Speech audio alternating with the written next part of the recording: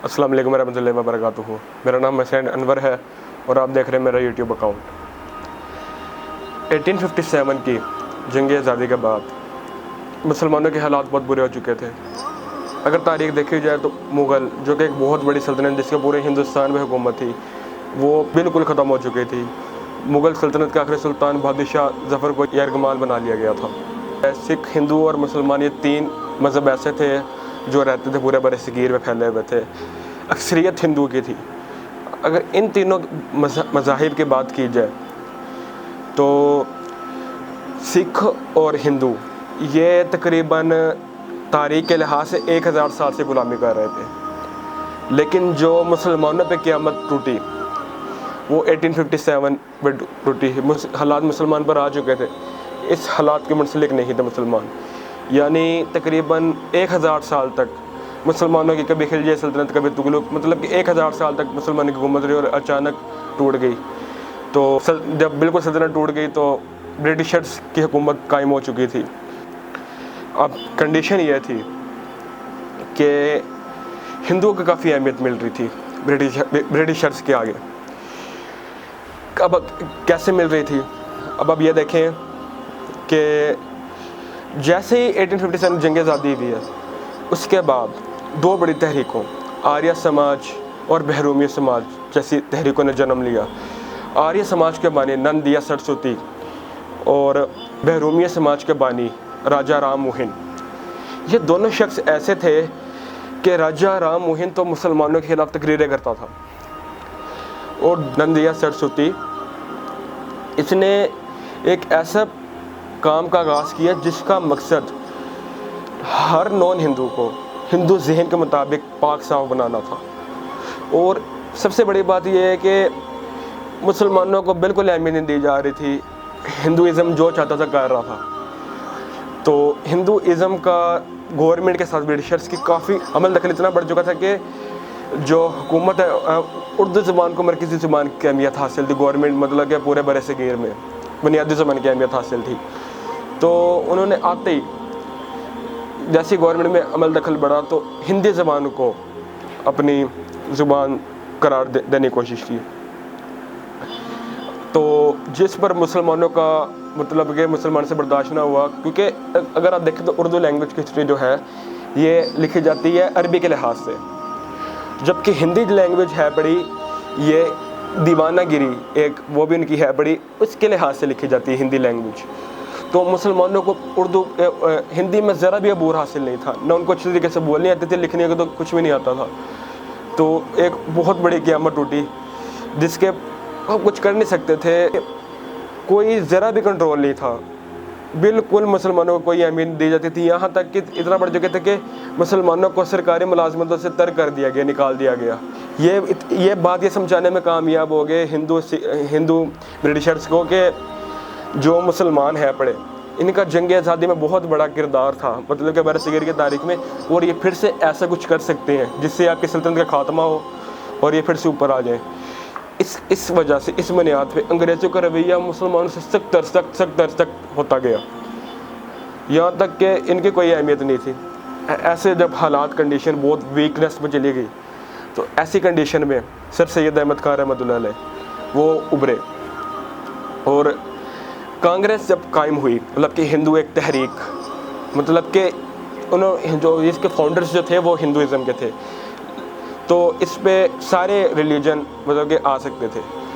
मतलब कि हिंदुओं ने ज़्यादातर शिरकत की, मुसलमानों की अक़लियत बहुत थोड़ी थी। यानी अगर आप इलेक्शन में एक मुस्लिम खड़ा होता है उसके मुकाबले में एक हिंदू होता है तो हिंदू इजीली जीत जाएगा क्योंकि आवाम ज़्यादा है, अक्सरियत बहुत थोड़ी थी। तो सर सैयद अहमद खान ने आगे बढ़ने की बजाय मुसलमानों को पहले तालीम हासिल करने का मशवरा दिया। वो सियासत में आगे बढ़ते जा रहे थे। तो सर सैयद अहमद खान ने अब एक इदारे कायम किए जो पहले के स्कूल बना, फिर कॉलेज बना, फिर यूनिवर्सिटी बन गया। तकरीबन 1879 में यूनिवर्सिटी बन चुकी थी वो तकरीबन। तो वहाँ पे मुसलमानों को जो पढ़ा लिखा तबका था ना वो उसी इदारे से तालीम याफ्ता था, मतलब कि बाकी बिल्कुल ही मतलब कि नॉलेज नहीं थे मुस्लिम्स के पास। तो हिंदू आगे बढ़ते जैसे उनकी तादाद ज़्यादा थी, उनको ब्रिटिशर से अहमियत मिल चुकी थी, اور مسلمس کا بہت برا حال تھا. یہاں تک کہ جو ہندوازم اور سکھ ہیں ان کو کافی اہمیت تھی کیونکہ سکھ اور ہندو ایک ہو گئے تھے, کیونکہ ان کا مفادات ان کو زیادہ مطلب کہ ہندوؤں سے میرے تھے سکھوں کو. تو مسلمان کے جو اس وقت جو علماء کرام ہیں انہوں نے فتویٰ جاری کیا کہ بر صغیر میں مسلمانوں کا رہنا جائز نہیں ہے, کیونکہ یہاں پہ اس وقت نان مسلم حکومت کر رہے ہیں, جائز نہیں ہے. بر صغیر دارالحرب ہے, یہاں پہ رہنا جائز نہیں ہے. تو تاریخ کہتی ہے کہ ہزاروں مسلمانوں نے اپنی جائیدادیں بیچ کے افغانستان ہجرت کرنا چاہیے. جب افغانستان گئے تو افغانستان نے بھی آگے سے راستہ روک لیا, اور اب واپس وہ لوٹے بٹے آئے, ان کو کچھ نہیں نظر آیا, اور مطلب کہ وہی لوگ ہندوستان میں واپس آ گئے اور کچھ ان کا کوئی کچھ نہیں تھا. حالات بہت کریٹیکل ہوتے گئے. مطلب کہ مسلمانوں کے لیے اگر دیکھا جائے تو یہ 1857 کی جنگ مسلمان ہار گئے تھے اور غلامی مسلمانوں پہ قابض تھی. وہ اپنا سکون سے تھے, ان کو تو کوئی فرق نہیں پڑا ان کے, بلکہ ایک سلطنت قائم ہو گئی تھی ہندوازم کی, کیونکہ یہ 1000 سال سے لگاتار غلامی میں رہے. پہلے سارے مسلمان کی غلامی میں رہے تھے, تو مطلب کہ 1000 سال سے یہ غلامی میں تھے. اچھا, اب جو پھر اللہ تعالیٰ نے ہمیں علامہ اقبال جیسے شخصیت دی, قائد اعظم جیسی شخصیت دی. اگر قائد اعظم میں دیکھا جائے تو یہ بھی پہلے کانگریس میں گئے, تو کانگریس سے ان کو مطلب کہ نالج آ گئی کہ مطلب کہ یہاں پہ رہنا مطلب کہ صحیح نہیں ہے, مسلمانوں کو مجھے ایک الگ کرنا چاہیے. تو اور علامہ اقبال بھی پہلے کانگریس میں گئے. علامہ اقبال جب کانگریس میں گئے تو انہوں نے ایسے خوب شاعریاں لکھی ہیں جن پہ ان کو کافی خطابات ملے. علامہ اقبال پہلے تو اس چیز کے قائل تھے کہ پورے جہاں سے اچھا ہندوستان ہمارا, لیکن علامہ اقبال نے دیکھا کہ کنڈیشن کیسی ہے, مسلمانوں کو سرکاری ملازمت سے ترک کر دیا جاتا ہے, مسلمانوں کی لینگویج ہے اس کو مطلب کہ کوئی اہمیت نہیں دی جا رہی, مطلب اردو زبان کی اہمیت نہیں دی جا رہی, ترک کر دیا جا رہا ہے ہر چیز کو. تو پھر علامہ اقبال نے ایک شعر پڑھا جس نے پورے پاکستان کا نظریہ دکھا دیا. چین و عرب ہمارا, ہندوستان ہمارا, مسلم ہے ہم, وطن ہے سارا جہاں ہمارا. یہ وہ شعر تھا جس شعر نے علامہ اقبال کا موقف ساری دنیا کے سامنے صاف صاف دکھا دیا. اور قائد اعظم پہلے کانگریس سے الگ ہو چکے تھے, پھر قائد اعظم اور ان قائد اعظم کو بھی ایک مضبوط چٹان مل گئی پاکستان کے لیے. تو انہوں نے مطلب کہ اسٹرگل کرتے رہے, مطلب کہ اپنی تحریکیں بنائی. جو مسلمان سوئے ہوئے تھے, مسلمان اسی چیز کے قائل تھے کہ جو برٹشرز ہیں یہ ہمیں نہیں دیں گے. اگر دیکھی جائے تحریک کے لحاظ سے برٹشرز نے بہت اچھا کام کیا کہ ہمیں ایک علیحدہ کنٹری دے دیا. اگر وہ چاہتے تو نہ دے سکتے, اگر وہ نہ دیتے اس وقت برٹشرز وہ یہ فیصلہ نہ کرتے تو آج بھی ہم غلامی میں تھے, کوئی ہمیں نہیں تھا. تو انہوں نے اچھا فیصلہ کیا. کیا نام ہے, علامہ اقبال کی شاعریاں علامہ اقبال نے جگایا تھا وہ کافی کام آیا. اچھا, اب 1947 میں یہ ملک قائم ہو گیا, یعنی پاکستان بن چکا تھا. کافی مشکلات آئی تھیں. اب 1947 میں قائد اعظم نے یہ صاف اسٹیٹمنٹ دی کہ ہم اسرائیل کو کبھی تسلیم نہیں کریں گے, اس پہ کسی قسم کا نہیں ہوگا, ہم اسرائیل کو تسلیم نہیں کریں گے. مطلب کہ پاورفل مسلم سے اس وقت کہ آپ پاور کے لحاظ پاور کا اندازہ اس چیز سے لگا لیں کہ جب پاکستان بنا کشمیر پہ تھوڑے عرصے بعد اٹیک ہو گیا. وہاں پہ جو جنرلز اس وقت پاکستان میں تھے انہوں نے صاف احکامات, جنگ کے احکامات کے باوجود ان سے جنگ نہیں کی, یعنی وہ آرام سے آ رہے. اس وقت جو غدار تھا اس کا نام تھا ہری سنگھ, ایک سکھ تھا, تو پوری طرح قابض ہو گئے. جب تک ایک نئے رینجرز وہاں تک پہنچے کشمیر جا چکا تھا, اور پھر ہم نے اٹیک کیا کشمیر پہ اپنا واپس لینے کے لیے, جس پر ہندوستان اقوام متحدہ میں چلا گیا.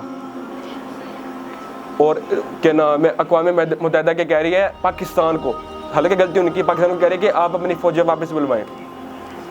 اس پہ قائد اعظم کی آپ دیکھیں اندازہ لگا لیں ان کی طاقت کا کہ قائد اعظم نے غیر منصفانہ کہہ کے مسترد کر دیا اور جنگ لڑی. مطلب کہ وہ بہت ویک تھی کنڈیشن اس وقت, پاکستان یہ نہیں بنا تھا, وہ ہم حاصل تو نہیں کر سکے لیکن جنگ لڑی ہم نے. تو ایک تھے مطلب کہ وہ قائد اعظم کا بھی ثابت چیز سے لگا لیں کہ یہ لیاقت علی خان, مطلب کہ یہ اتنے اپنے اصولوں کے پابند تھے کہ ایسے لیڈرز ہونا چاہیے. قائد اعظم نے جب یکم مارچ 1948 کو بینک کا افتتاح کرنے گیا، اسٹیٹ بینک کا تھا. تو اسٹیٹ بینک کا افتتاح کرنے گئے تو سامنے پورے ٹائم پہ بچے، حالانکہ وہ شدید بیمار تھے، عمر کا آخری ان کا وقت تھا. تو انہوں نے دیکھا کہ نا وہ وقت پہ پہنچ گئے ہیں، اور جو ان کے وزیر وغیرہ ہیں، وزیر اعظم وغیرہ ہیں، وہ وقت پر نہیں آئے ہوئے. تو جب وقت ہو گیا تو قائد اعظم نے صاف کہا وہ جو آگے کرسیاں پڑی ان کی ہٹا دو جو نہیں آئے.